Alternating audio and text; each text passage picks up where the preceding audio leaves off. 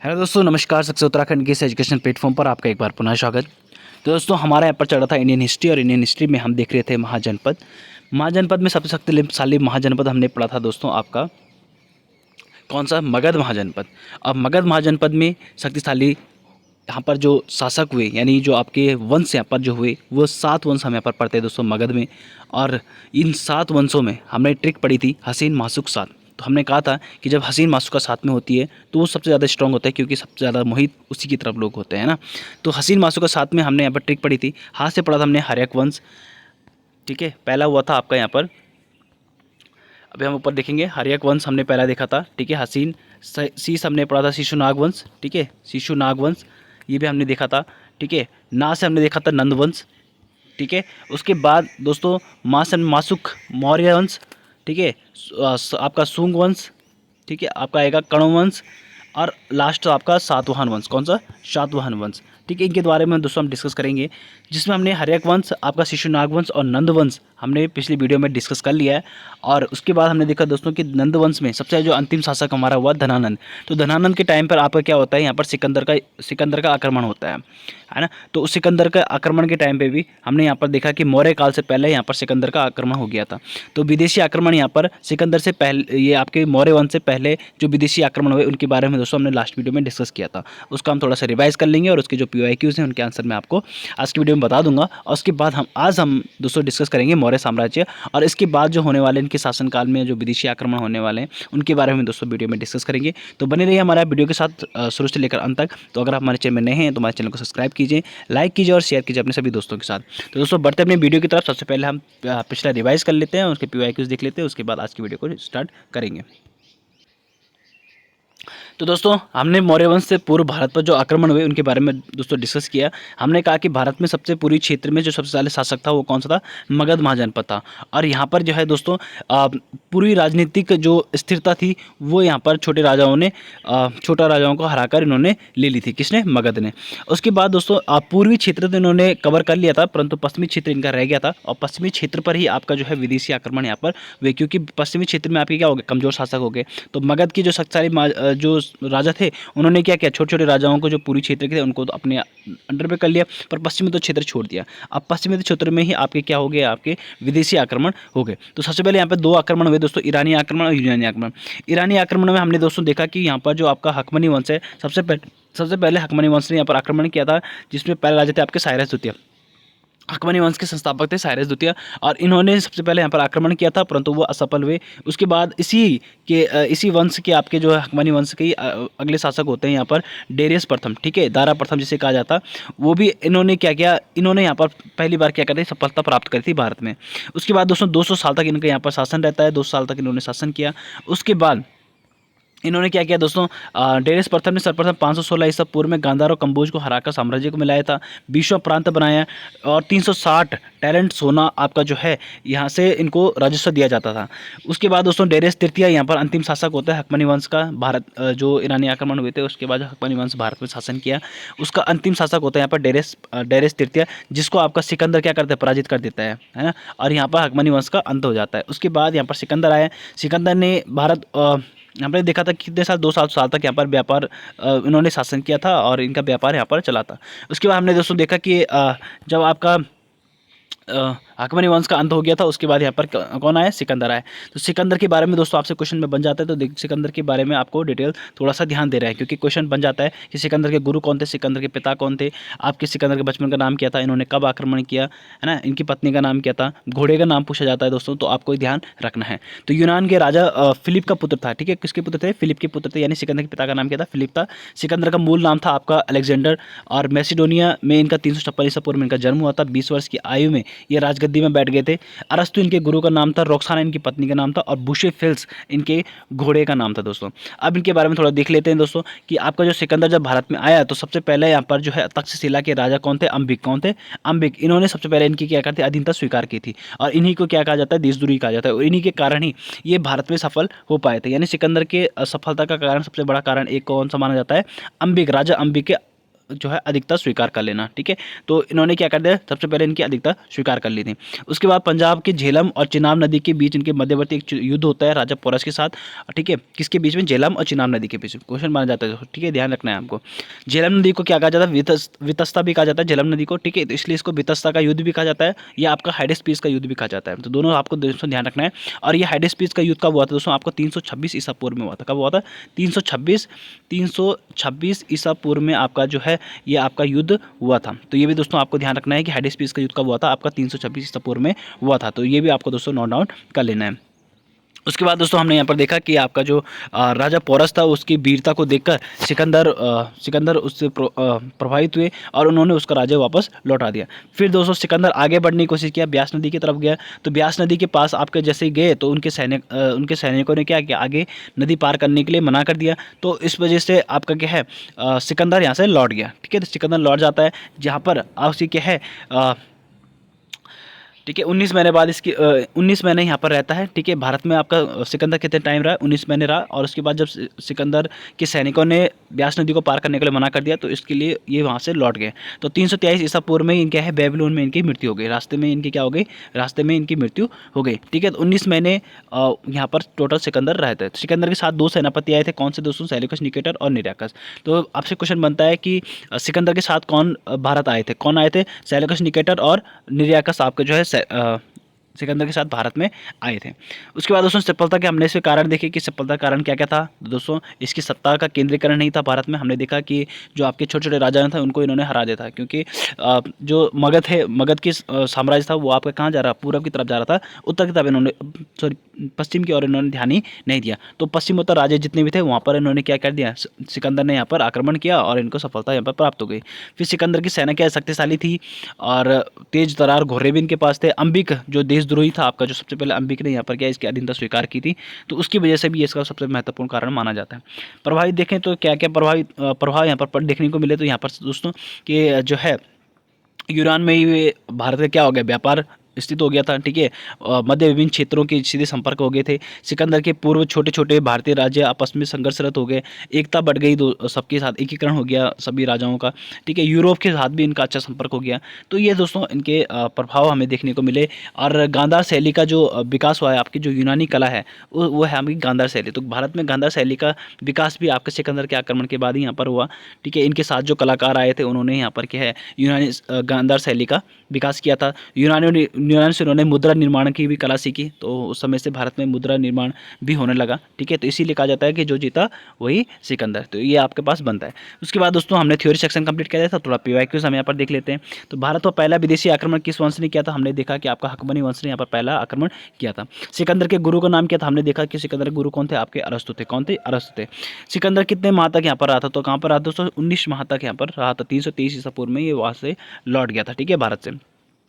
हाइडेस्पीस का युद्ध कब हुआ था दोस्तों, मैंने अभी आपको बताया कि हाइडेस्पीस का युद्ध कब हुआ था, 326 ईसा पूर्व में। तो ए इसका करेक्ट आंसर हो जाएगा। पोरस का राज्य कौन सी नदियों के मध्य हुआ था, तो पोरस का राज्य कौन सी नदियों के बीच में था, तो हमने देखा दोस्तों झेलम और चिनाब नदी के बीच में आपका क्या है, पोरस का राज्य था, जहाँ पर आपका जो है हाइडेस्पीस का युद्ध होता है। कहाँ पर, हाइडेस्पीस का युद्ध होता है।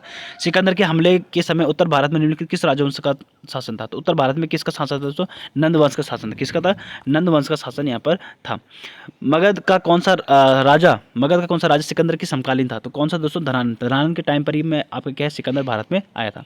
सिकंदर की मृत्यु कहाँ हुई थी, तो हमने बताया कि रास्ते में इनके बेबीलोन में इनको क्या हो गई थी, मृत्यु हो गई थी। सिकंदर की सेना ने भारत पे किस नदी को पार करने से मना कर दिया था, तो हमने देखा दोस्तों कि ब्यास नदी को इन्होंने पार करने से मना कर दिया था। तो ए इसका करेक्ट आंसर हो जाएगा। तक्षशिला के किस शासक ने सिकंदर की अधीनता स्वीकार की थी, तो किसने की थी दोस्तों, मैंने आपको बताया था कि अंबिक जो है आपका जिसे देशद्रोही कहा जाता है, इसने सबसे पहले इसकी अधीनता स्वीकार की थी।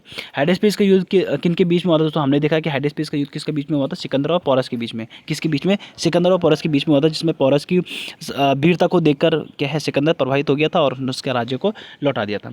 किस नदी के तट पर सिकंदर और पोरस का युद्ध हुआ था, कौन सी नदी थी दोस्तों, वो झेलम नदी थी। कौन सी, झेलम, क्योंकि झेलम और चेनाब नदी के बीच में हुआ था ना, तो चेनाब नदी यहाँ पर ऑप्शन में है नहीं, तो चेनाब नदी भी ऑप्शन में होगा, तो चेनाब भी आप ऑप्शन टिक करना है, और झेलम ऑप्शन में होगा तो झेलम टिक करना है। ठीक है, क्योंकि दोनों नदियों के बीच में हुआ था, तो किसके, झेलम नदी के तट पर हुआ था। ठीक है, तो ये थे दोस्तों हमारे आज के इंपॉर्टेंट पीवाईक्यूज। तो अब हमने अपनी आज की वीडियो की तरफ बढ़ते हैं। तो दोस्तों आज की वीडियो में हम बात करने वाले मौर्य साम्राज्य की। और मौर्य साम्राज्य दोस्तों आपका नंद वंश का अंतिम शासक हुआ धनानंद। कौन हुआ? धनानंद, जिसको आपका चंद्रगुप्त मौर्य ने मगध में मौर्य साम्राज्य की स्थापना की थी। हमने देखा कि धनानंद के राज्य में कौन थे दोस्तों? आपके चाणक्य थे। कौन थे? चाणक्य एक महान गुरु थे।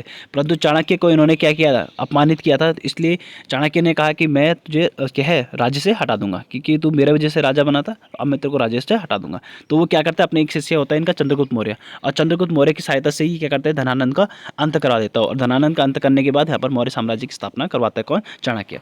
मौर्य वंश के बारे में जानकारी क्या मिलती है दोस्तों? हमें सबसे पहले हमें साहित्यिक स्रोत में आपको हमें मौर्य साम्राज्य के बारे में मिलता है, और पुरातात्विक स्रोत में भी हमें जो है मौर्य साम्राज्य के बारे में देखने को मिलता है। साहित्यिक स्रोत में क्या है दोस्तों? अर्थशास्त्र में हमें देखने पड़ता है। अर्थशास्त्र की रचना किसने की? चाणक्य ने। तो चाणक्य अपने अर्थशास्त्र में आपका जो है चंद्रगुप्त मौर्य के बारे में बताता है, यानी मौर्य साम्राज्य के बारे में बताता है। ठीक है। एक पुस्तक है इंडिका, उसमें भी हमें देखने को मिलता है। मुद्रा राक्षस में हमें देखने को मिलता है। और जैन और बौद्ध ग्रंथ में भी हमें जो है मौर्य साम्राज्य के बारे में देखने को मिलता है। उसका उल्लेख भी हमें वहाँ पर मिलता है कि यहाँ पर मौर्य साम्राज्य की स्थापना, मौर्य साम्राज्य रहा होगा। ठीक है। अशोक पुरातन स्रोतों में देखें तो अशोक का अभिलेख मिलते हैं। अशोक भी आपके मौर्य साम्राज्य के शासक हुए। जूनागढ़ अभिलेख में हमें मौर्य साम्राज्य के बारे में मिलता है। और रुद्रदामन अभिलेख में भी हमें मौर्य साम्राज्य के बारे में देखने को मिलता है। तो इसमें जो प्रमुख राजा हैं दोस्तों, जो एग्जाम के पॉइंट ऑफ व्यू से इंपॉर्टेंट है, उन्हीं के बारे में हम यहाँ पर डिस्कस करेंगे। तो दोस्तों आपको ध्यान रखना है साहित्य स्रोत कौन कौन से हैं जहाँ से हमें मौर्य साम्राज्य के बारे में मिलता है। अर्थशास्त्र, इंडिका, मुद्रा राक्षस और जैन और बौद्ध ग्रंथ में। और पुरातत्व शास्त्र कौन से हैं दोस्तों? पुरातत्व स्रोत हैं आपके अशोक का अभिलेख, जूनागढ़ अभिलेख, रुद्रदामन अभिलेख। तो दोस्तों ये आपको ध्यान रखना है, मोस्ट इंपॉर्टेंट है ना। ठीक है। दोस्तों ये पॉइंट आपको नोट डाउन करना है और इसको याद रखना है। फिर दोस्तों आगे बढ़ते हैं। जो मौर्य साम्राज्य में नंद वंश के अंतिम शासक कौन हुए? धनानंद। ठीक है। कौन हुए? धनानंद। और धनानंद को किसने पराजित किया था? चंद्रगुप्त मौर्य ने। ठीक है। आपके जो मौर्य साम्राज्य की जो जानकारी हमें मिलती है, अभी हमने देखा कि किससे पुरातत्व स्रोत भी थे हमारे पास, और आपके जो है साहित्यिक स्रोत भी थे। तो साहित्यिक स्रोत हमने देखे जिसमें बौद्ध ग्रंथ और जैन ग्रंथ हमने देखा। तो बौद्ध ग्रंथ के आपके अंगुत्तर निकाय और जैन ग्रंथ के भगवती सूत्र में हमें दोस्तों मौर्य साम्राज्य के बारे में था। हमने अभी बताया, पिछली वीडियो में डिस्कस किया था ना, कि जो आपका 16 महाजनपद है उनके बारे में हमें कहाँ पर मिलते हैं? बौद्ध ग्रंथ के अंगुत्तर निकाय और जैन ग्रंथ के भगवती सूत्र में मिलता है। तो आपके महाजनपद का उल्लेख मिलता है, तो यानी महाजनपद के अंदर जो राजा हुए उनके बारे में तो हमें वहाँ से मिलेगा। तो दोस्तों इसके तरीके आपको रिलेट करके चलना है कि आपका जो है 16 महाजनपदों के बारे में उल्लेख किस में मिल रहा है? अंगुत्तर निकाय और भगवती सूत्र में। तो दोस्तों इसका मतलब आपका जो है 16 महाजनपद में जितने भी राजा हुए उन सब का उल्लेख भी हमें कहाँ पर मिलेगा? इन्हीं दो ग्रंथों में देखने को मिलेगा। तो ये भी आपको दोस्तों ध्यान रखना है। बाकी जो आपको साहित्यिक स्रोत बताए उसमें भी आपको देखना है।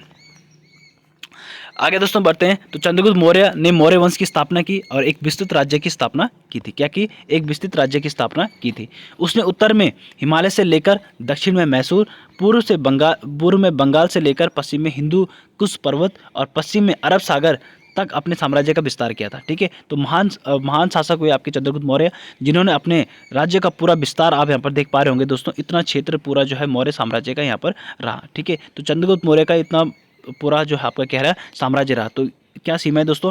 आपसे पूछा जाता है कि उत्तर में सीमा क्या थी? ठीक है। मौर्य वंश की मौर्य साम्राज्य की सीमा क्या थी? उत्तर में आपका हिमालय था। ठीक है। उत्तर में आपका हिमालय हो गया। दक्षिण में आपका मैसूर तक, यानी मैसूर तक आपके मौर्य साम्राज्य का रहा। पूर्व में बंगाल, ठीक है, पूर्व में बंगाल, और पश्चिम में हिंदू कुश पर्वत। ठीक है। तो हिंदू कुश पर्वत यहाँ पर है। पश्चिम में अरब सागर, ठीक है, पश्चिम में अरब सागर का तक अपने राज्य का विस्तार इन्होंने किया। तो ये भी दोस्तों आपको ध्यान रखना है। अब मौर्य साम्राज्य में कौन कौन से शासक, महत्वपूर्ण शासक हुए दोस्तों, उनके बारे में हम दोस्तों डिस्कस करेंगे। तो आपके मौर्य साम्राज्य में जो शासक हुए, सबसे पहले वो आपका चंद्रगुप्त मौर्य। चंद्रगुप्त मौर्य का पुत्र हुआ आपका बिंदुसार, फिर उसका पुत्र हुआ अशोक, उसका पुत्र हुआ दशरथ मौर्य, उसका पुत्र हुआ संप्रति, उसका पुत्र हुआ सलीसुक, और सलीसुक का पुत्र हुआ देववर्मन का पुत्र हुआ सतधर्मन, और सतधर्मन का पुत्र हुआ बृहद्रथ। ठीक है। तो दोस्तों आगे इनके बारे में हम प्रत्येक राज्य के बारे में डिस्कस करेंगे जो हमारे एग्जाम के पॉइंट ऑफ व्यू से इंपॉर्टेंट है। जैसे चंद्रगुप्त मौर्य हो गया, बिंदुसार हो गया, अशोक हो गया, आपका बृहद्रथ हो गया, ठीक है, देववर्मन हो गया। ठीक है। इनके बारे में दोस्तों हम आज की वीडियो में डिस्कस करेंगे। तो दोस्तों बढ़ते अपनी वीडियो की तरफ। तो सबसे पहले हम बात करेंगे दोस्तों चंद्रगुप्त मौर्य। किसकी? चंद्रगुप्त मौर्य। तो चंद्रगुप्त मौर्य की बात करें दोस्तों, चंद्रगुप्त मौर्य मौर्य वंश के प्रथम शासक और संस्थापक हुए, जिनको 322 ईसा पूर्व में नंद वंश के शासक धनानंद को पराजित करके यह मगध के राजा बने चाणक्य को चंद्रगुप्त ने अपना प्रधानमंत्री बनाया, और चाणक्य की कौटिल्य और विष्णुगुप्त भी कहा जाता है। ठीक है दोस्तों, आपको ध्यान रखना है। दूसरा, धनानंद के हराने के बाद चंद्रगुप्त मौर्य ने धनानंद की पुत्री दुर्धरा से विवाह कर लिया था। ठीक है, तो इस पॉइंट को समझते हैं दोस्तों। तो मौर्य वंश के प्रथम शासक कौन हुए? आपके चंद्रगुप्त मौर्य। कब बने ये राजा? 322 ईसा पूर्व में। कब? किसको हरा के? नंद वंश के शासक धनानंद को पराजित करके। और यह मगध के राजा बने चाणक्य को चंद्रगुप्त ने अपने प्रधानमंत्री बनाया। तो चाणक्य को किसने बनाया? चंद्रगुप्त ने अपना क्या बनाया? प्रधानमंत्री बनाया।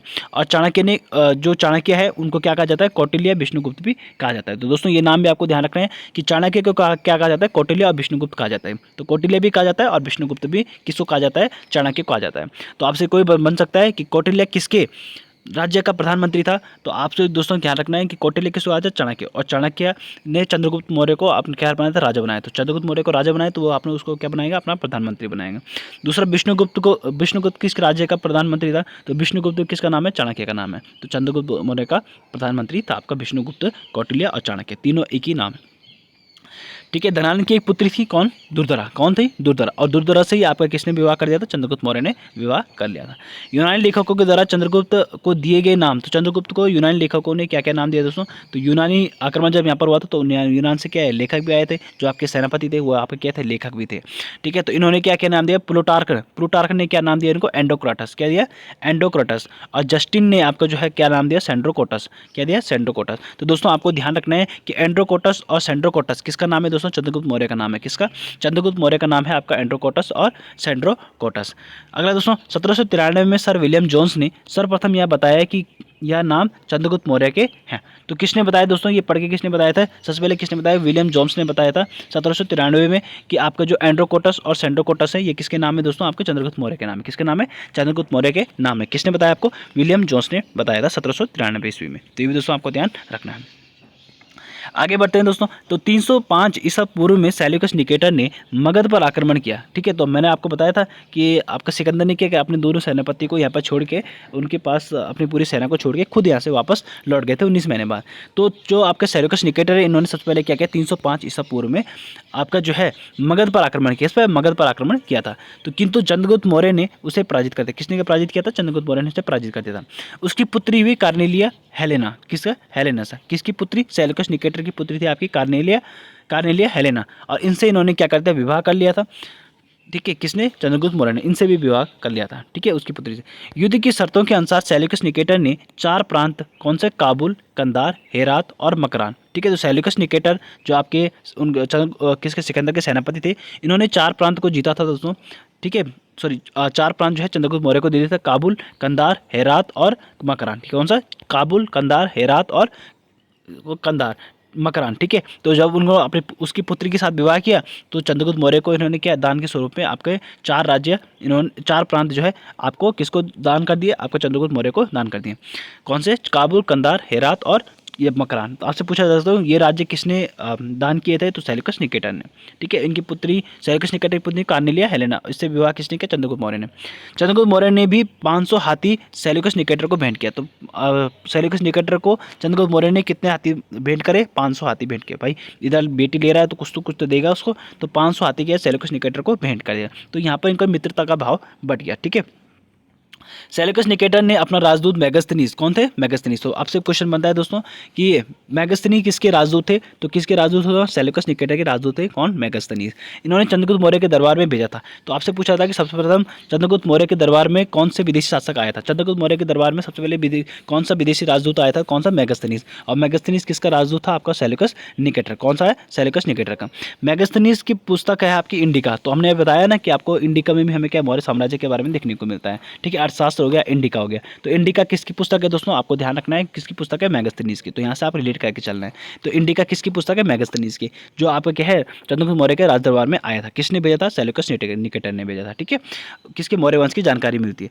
दूसरा, जैन ग्रंथ, जैन गुरु कौन हुए? भद्रबाहु। कौन हुए? भद्रबाहु। इनसे प्रभावित होकर चंद्रगुप्त मौर्य ने जैन धर्म पर अपना लिया था। किससे? भद्रबाहु से प्रेरित। जब आपके भद्रबाहु चंद्रगुप्त मौर्य के दरबार में आते हैं, ठीक है, कौन थे? जैन गुरु थे। और इन्होंने इनसे क्या प्रभावित होकर चंद्रगुप्त मौर्य अपने जैन धर्म को अपना लेते हैं। ठीक है, और कर्नाटक के श्रवणबेलगोला में 298 ईसा पूर्व में संलेखना विधि से इन्होंने क्या कर दिया था? अपने प्राण को त्याग दिया था। दोस्तों जब हम ठीक है। जब हम पढ़ रहे थे बौद्ध संगीति के बारे में पढ़ रहे थे दोस्तों हम, ठीक है, जैन जैन संगीति में हमने पढ़ी थी, जैन धर्म में हम पढ़ रहे थे कि भद्रबाहु और जो आपका है चंद्रगुप्त मौर्य हैं, ठीक है, उसमें हमने पिछली वीडियो में बताया था, मैंने आप वीडियो देख सकते हो कि भद्रबाहु और जो आपके चंद्रगुप्त मौर्य हैं ये आपके कहाँ चले, कर्नाटक के श्रवणबेलगोला में चले गए थे 298 ईसा पूर्व में, और वहीं पर इन्होंने संलेखना विधि से क्या है अपने प्राणों को त्याग कर लिया था। तो दोस्तों ये तो हमारे, अब आगे देखते हैं। तो ये आपके सेल्यूकस निकेटर था और इसके सेनापति निराकस थे, ठीक है। उसके बाद दोस्तों ये आपका जो है पूरा साम्राज्य किसका हो जाता है, आपका ये आपका पूरा किसका है, चंद्रगुप्त मौर्य का साम्राज्य है। उसके बाद दोस्तों इनके पुत्र हुए बिंदुसार, कौन हुए, बिंदुसार, कौन हुए, बिंदुसार। तो बिंदुसार के बारे में दोस्तों हम देख लेते हैं। बिंदुसार चंद्रगुप्त मौर्य के उत्तराधिकारी बना। इसकी माता का नाम था दुर्धरा, हमने आपको बताया कि दुर्धरा से इन्होंने क्या कर दिया, विवाह कर दिया था, और उनका पुत्र हुआ आपका कौन, बिंदुसार। बिंदुसार को अमित्रघात भी कहते हैं, क्या कहते हैं, अमित्रघात भी कहते हैं, क्योंकि अमित्रघात का अर्थ होता है शत्रुओं का नाश करने वाला। तो आपको बिंदुसार को क्या जाता है, अमित्रघात कहा जाता है। दोस्तों आपसे पूछा जा सकता है कि अमित्रघात किसे कहा जाता है, तो अमित्रघात किसका नाम है दोस्तों, बिंदुसार का। बिंदुसार को आपका अमित्रघात कहा जाता है।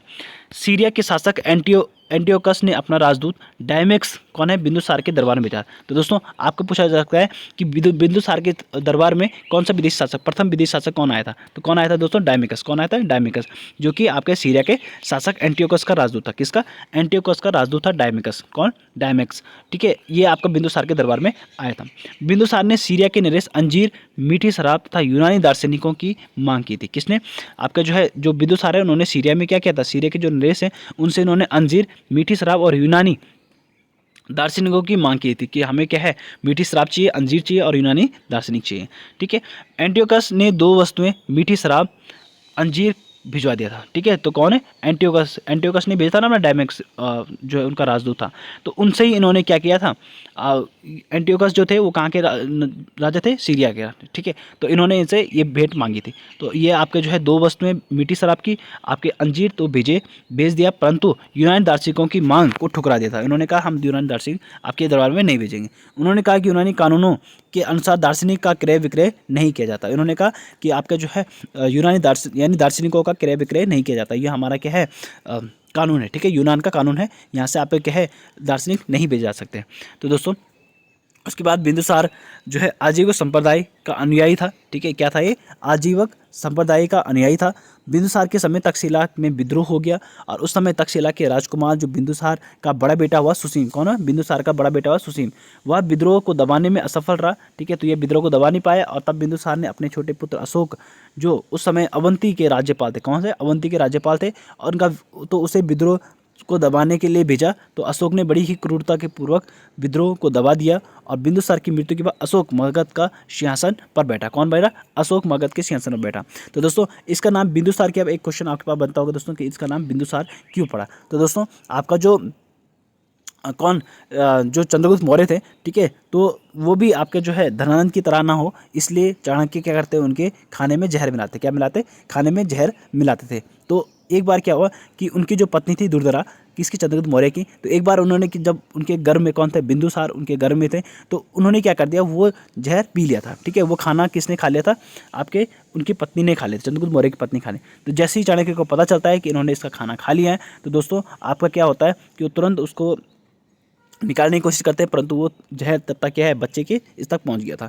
तो जब बच्चा इसका पैदा हुआ, ठीक है, किसका, चंद्रगुप्त मौर्य का, दुर्धरा का जब बच्चा पैदा हुआ, तो उस समय उस पर क्या है, जहर के एक बूंद लगी थी। तो इसी बूंद के लिए इसको क्या कहा जाता है, बिंदुसार कहा जाता है, ठीक है। तो जहर की एक बूंद उनके शरीर में लग गई थी, ठीक है, तो इसीलिए उनको बिंदुसार कहा जाता है। तो ये भी दोस्तों आपको ध्यान रखना है, कहानी आपको याद करने में आसानी होगी, ठीक है। तो आगे बढ़ते हैं, अशोक। तो अशोक के बारे में दोस्तों पढ़ लेते हैं। तो अशोक क्या है, आपके अशोक का जन्म हुआ आपका 304 ईसा पूर्व में, इनका जन्म होता है पाटलिपुत्र में, ठीक है। बौद्ध ग्रंथों के अनुसार अशोक ने राजा बनने के लिए 99 भाइयों की हत्या की थी। क्या की थी, अपने 99 भाइयों की हत्या की। तो बौद्ध ग्रंथ क्या कहता है, बौद्ध ग्रंथ आपका अंगुत्तर निकाय में कहा गया है कि अशोक ने राजा बनने के लिए क्या किया था, अपने 99 भाइयों की हत्या कर दी थी। तो दोस्तों विद्रोह हुआ था, आपने अभी देखा कि बिंदुसार का पहला बड़ा पुत्र जो था सुसीम, ठीक है, उसने क्या किया, विद्रोह को दबा नहीं पाया, तो उसने अपने छोटे पुत्र अशोक को विद्रोह को दबाने के लिए भेजा। तो उस समय उन्होंने पूरा विद्रोह दबा दिया था, तो इसीलिए वो मगध का अगले सिंहासन पर बैठे। तो कौन, तो और बौद्ध ग्रंथ क्या कहता है, बौद्ध ग्रंथ कहता है कि इन्होंने राजा बनने के लिए क्या किया, अपने 99 भाइयों की हत्या की थी। क्या की थी, अपने 99 भाइयों की हत्या करी थी। तो 1369 ईसा पूर्व 269 ईसा पूर्व में अशोक का राज्याभिषेक होता है। क्या होता है? अशोक का राज्याभिषेक होता है 269 ईसा पूर्व में। अशोक की माँ हुई आपकी सुभद्रांगी। कौन हुई? सुभद्रांगी। कौन हुई? सुभद्रांगी, जो कि आपकी बिंदुसार की पत्नी थी। राज्याभिषेक के 8वें वर्ष पश्चात 261 पूसा पूर्व में आपका जो है अशोक ने कलिंग पर आक्रमण किया। कहाँ पर किया? कलिंग पर आक्रमण किया था अशोक ने। किसने? अशोक ने। और कलिंग की जीत के लिए कलिंग में हुए भीषण नरसंहार को देखकर अशोक का हृदय परिवर्तित हो गया। तो दोस्तों ये एक क्रूर शासक हुआ। कौन? अशोक। तो अशोक जो है इन्होंने कलिंग पर आक्रमण किया और कलिंग को जीत तो इन्होंने लिया, परंतु कलिंग पर जो भीषण नरसंहार इन्होंने इनके द्वारा कराया गया था, तो उससे क्या होगा? इनका हृदय जो है वो परिवर्तित हो गया। और इसके बाद अशोक ने बौद्ध धर्म अपना लिया और बौद्ध धर्म की शिक्षा के बाद अशोक को उपगुप्त ने भी दी थी। ठीक है, तो अशोक बौद्ध धर्म में शिक्षा किसने दी दोस्तों? अशोक को उपगुप्त ने। किसने दी? उपगुप्त ने। ये भी दोस्तों आपको ध्यान रखना है कि अशोक को बौद्ध धर्म की शिक्षा किसने दी थी? तो किसने दी? उपगुप्त ने दी। किसने? उपगुप्त ने दी थी आपको बौद्ध धर्म की शिक्षा। किसको? अशोक। तो अशोक ने कौन सा धर्म अपनाया था दोस्तों? बौद्ध धर्म अपनाया था। और किस युद्ध के बाद इनका जो है हृदय परिवर्तित हो गया था? तो कलिंग युद्ध पे जो इनका क्या है हृदय परिवर्तित हो गया था। तो दोस्तों आपको ये भी ध्यान रखना है। अगला दोस्तों ये आप देख सकते हो कि किस तरीके से नरसंहार यहाँ पर हुआ। ठीक है, और फिर उसके बाद अशोक के बारे में और देख लेते हैं दोस्तों कि अशोक का बौद्ध धर्म उसका व्यक्तिगत धर्म था। ठीक है, तो अशोक ने जो बौद्ध धर्म लिया वो उसका क्या है? व्यक्तिगत धर्म था। और उसने कभी भी बौद्ध धर्म को राजकीय धर्म घोषित नहीं किया। तो उसका व्यक्तिगत था। उसने कहा कि मैं बौद्ध धर्म को अपना रहा हूँ, परंतु मेरे जो राज्य के जितने भी लोग हैं वो अपने तरीके से अपना धर्म अपना सकते हैं। तो इन्होंने ये व्यक्तिगत रूप से किया, उन्होंने अपने राज्य में इसको घोषित नहीं किया। तो उसने ये नहीं कहा कि मेरा राज्य का धर्म क्या होगा? बौद्ध धर्म होगा, तो मेरे राज्य के सभी जनता को क्या करना पड़ेगा? और बौद्ध धर्म लेना पड़ेगा। तो ऐसा इन्होंने कुछ नहीं किया, इन्होंने व्यक्तिगत रूप से बौद्ध धर्म को अपनाया था। ठीक है, तो व्यक्तिगत धर्म था और इन्होंने बौद्ध धर्म को राजकीय धर्म घोषित नहीं किया। अशोक ने बौद्ध धर्म के प्रचार के लिए अपने बेटे महेंद्र और बेटी संघमित्रा को श्रीलंका भेजा था। तो क्या है कि इन्होंने बौद्ध धर्म को अपनाया था, तो इन्होंने अपने बेटे महेंद्र और अपनी बेटी संघमित्रा को इन्होंने कहाँ भेजा था? श्रीलंका भेजा था बौद्ध धर्म के प्रचार के लिए। अशोक ने आजीवक संप्रदाय के लोगों के लिए बराबर की पहाड़ियों में 4 गुफाओं का निर्माण कराया था। किसने? बराबर की पहाड़ियों। ठीक है, ये कहाँ पर है दोस्तों? बराबर की पहाड़ियों पर इन्होंने क्या है? 4 गुफाओं का निर्माण किया था अशोक ने। किसने? अशोक ने। तो ये भी दोस्तों आपको ध्यान रखना है। तो आप भी देख सकते हो किस तरीके से गुफाओं का निर्माण इन्होंने किया था। अशोक का पहला ऐसा शासक था। अब अशोक के बारे में थोड़ा देख लेते हैं। अशोक ऐसा पहला शासक था जिसने अपने संदेशों को अभिलेखों के माध्यम से जनता तक पहुंचाया। और अशोक के अभिलेखों को प्राकृत भाषा में इन्होंने लिखा है और 4 लिपियों में लिखा है। ठीक है, तो भाषा प्रकृति है। ठीक है, प्राकृत भाषा और 4 लिपियों में इन्होंने लिखा है। कौन कौन सी लिपि? प्राकृत भाषा की 4 लिपि, आपकी ब्राह्मी लिपि, खरोष्टी लिपि, अरमाइक लिपि और ग्रीक लिपि। तो इन 4 लिपियों में इन्होंने क्या किया? अपने अभिलेखों को लिखा है और अभिलेखों के माध्यम से इन्होंने जनता तक अपना संदेश को पहुँचाया। क्या कह रहे हैं? अपने संदेशों को क्या है? अभिलेखों में फैलाए। तो ऐसा पहला शासक जिसने अपने संदेशों को अभिलेखों द्वारा जनता तक पहुंचाया, तो कौन था दोस्तों? अशोक। तो ये भी दोस्तों आपको ध्यान रखना है कि अशोक एकमात्र ऐसा शासक था जिसने क्या किया? अभिलेखन द्वारा अपने जो है संदेशों को जनता तक पहुंचाया था। ठीक है, तो कौन से? प्राकृत भाषा थी। ठीक है, तो प्राकृत कर देना आप इसको। ठीक है दोस्तों, प्राकृत भाषा थी और 4 लिपि इन्होंने प्रयोग की थी। तो 4 लिपि कौन कौन सी? ब्राह्मी लिपि, खरोष्टी लिपि, अरमाइक लिपि और ग्रीक लिपि। ये भी क्वेश्चन बनता है दोस्तों, निम्न में से कौन सी लिपि में आपका जो है इन्होंने अपने संदेश नहीं भेजे थे? तो दोस्तों आपको 3 इसमें से दे देगा, एक आपको अलग दे देगा। तो ब्राह्मी लिपि का लेख कहाँ पर मिले दोस्तों? भारत में मिले ब्राह्मी लिपि के। खरोष्टी लिपि के लेख हमें मिलते हैं पाकिस्तान में, जहाँ पर उर्दू में बात की जाती है, उर्दू वहाँ पर भाषा है। ठीक है, तो उर्दू में आपके खरोष्टी लिपि है। ठीक है, तो पाकिस्तान में आपका खरोष्टी लिपि। अरमाइक लिपि का प्रयोग कहाँ पर किया गया? अफगानिस्तान में आपका जो है अरमाइक लिपि का प्रयोग किया गया। और ग्रीक लिपि जो है उत्तरी सीमा में किला है। ठीक है, तो उत्तरी सीमा में हमने देखा कि वहाँ पर यूनानियों का भी शासन था। ठीक है, तो ग्रीक लिपि का हमें कहाँ पर दोस्तों? उत्तरी सीमाओं में देखने को मिला है। ठीक है, उत्तरी सीमाओं में हमें ग्रीक लिपि देखने को मिली है। खरोष्टी लिपि दाएं से बाएं लिखी जाती है। तो खरोष्टी लिपि जो आपके दाएं से बाएं लिखी जाती है, जैसे उर्दू आपका जो है दाएं से बाएं लिखा जाता है, तो उर्दू का विकास जो है किससे हुआ? आपके खरोष्टी लिपि से हुआ था। ठीक है, उनकी लिपि कौन सी है? खरोष्टी। और हिंदी की लिपि कौन सी है? देवनागरी। तो ये भी दोस्तों आपको ध्यान रखना है। तो खरोष्टी लिपि है आपके दाएं से बाएं लिखी जाती थी। अशोक के अभिलेख को पढ़ने के लिए सबसे पहले सफलता किसने प्राप्त की थी? तो 1837 में दोस्तों सबसे पहले जेम्स प्रिंसिप ने आपका जो है अशोक के अभिलेखों को पढ़ा था। किसने? जेम्स प्रिंसिप ने आपके अशोक के अभिलेखों को पढ़ा था। तो ये भी दोस्तों आपको ध्यान रखना है। इस तरीके से आपके दोस्तों लिपि देख सकते हो कि ये लिपि में लिखा गया है अशोक के अभिलेख। ठीक है, आगे दोस्तों अशोक के बारे में देख लेते हैं। अशोक ने अपने अधिकतर अभिलेखों को जो है अपना नाम देवनाम प्रियदर्शी रखा है। ठीक है, तो क्या रखा है? प्रियदर्शी। तो जितने भी अभिलेख हमें अशोक के देखने को मिलते हैं, अधिकतर अभिलेखों में हमें क्या नाम देखने को मिलता है? किसका? जो है अशोक का। तो क्या नाम लिखा है इसने अपना? प्रियदर्शी लिखा है। क्या है? देवनाम प्रियदर्शी लिखा है। क्या लिखा है? देवनाम प्रियदर्शी, यानी देवताओं का पसंद। ठीक है, ऐसा इन्होंने अपने सारे अभिलेखों में लिखा है।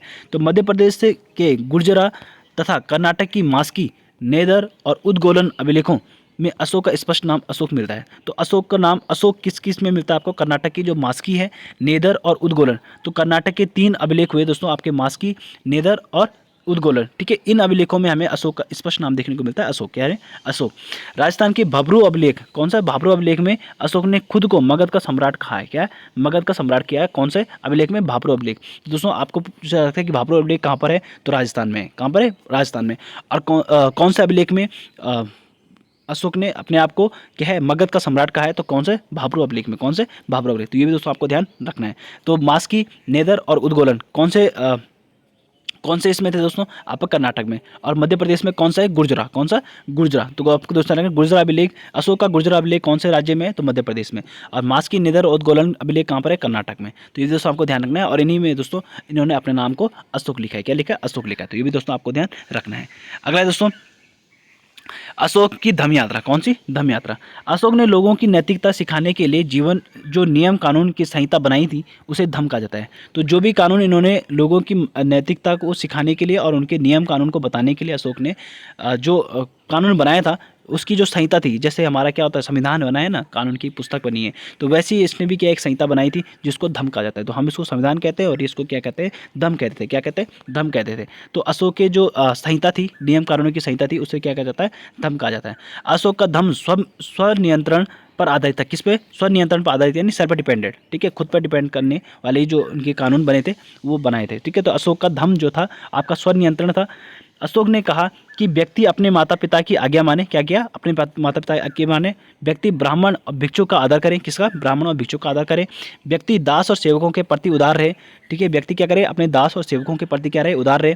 व्यक्ति को जियो और जीने दो को पालन करना चाहिए था। क्या है? जियो और जीने दो। ठीक है, तो यानी पूरी तरीके से कहा जाए तो सेल्फ डिपेंडेंट आपका जो है इनका धम्म था। ठीक है, इन्होंने कहा कि खुद से अपना जो है विकास करो। ठीक है, जो आपको करना है अपने माता पिता की आज्ञा मानो, ब्राह्मण और भिक्षु की आदर करो, दास और सेवकों के प्रति उदार रहो और जियो और जीने दो का पालन इन्होंने करने को कहा था। ठीक है, तो ये तो दोस्तों हमारे अशोक के बारे में। तो इसकी जो अभिलेख हैं इनको हम कल के वीडियो में दोस्तों डिस्कस करेंगे और इनके सभी अभिलेख जितने भी हमारे हुए, ठीक है, 14-15 अभिलेख और उसके जो प्रमुख अध्यक्ष हुए उनके बारे में दोस्तों हम कल की वीडियो में डिस्कस करेंगे और इनकी सैन्य व्यवस्था के बारे में हम कल की वीडियो में डिस्कस करेंगे। आज के लिए इतना ही दोस्तों, मिलेंगे आपको नई वीडियो के साथ, तब तक के लिए धन्यवाद।